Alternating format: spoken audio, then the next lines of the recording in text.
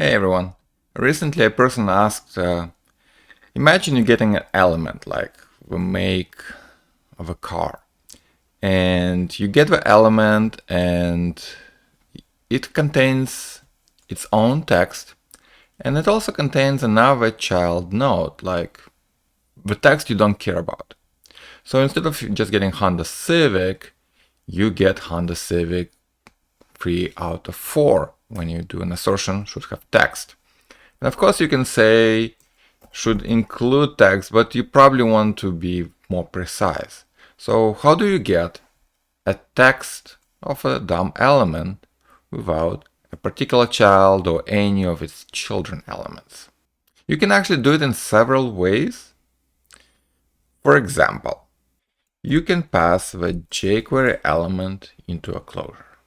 And if you just get the text of an element by invoking the text method, you can say equal on the Civic for now, and it will fail, right?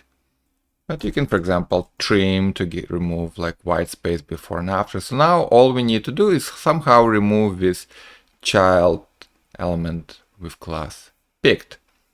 Okay, well, there is a jQuery method called remove.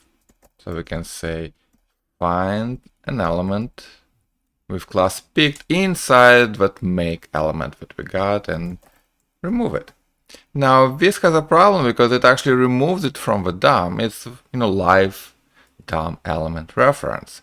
So before we remove a child element, we need to invoke clone, and even we don't have to invoke it inside the enclosure. We can just invoke it directly when we get it.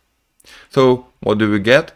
We found the big element, we cloned it, we passed it to the closure and removed the child elements with class picked, so we get only the element's own text content. And you don't even have to be that specific. You can say, get me all children of this jQuery element and remove them all. And this leaves the text of the elements that is own. I would actually advise against writing this test. This test is complicated just because this particular text doesn't have its own selector. So all you have to do, you can say, maybe this is the model of the car text. Okay? So get the make and the model, and it should equal to Honda Civic. Yep. It has to be inside because first we get the top level selector and then the model, so you have to separate by the space to have text. Okay, so this is much better approach than trying to remove other children elements, but it's possible.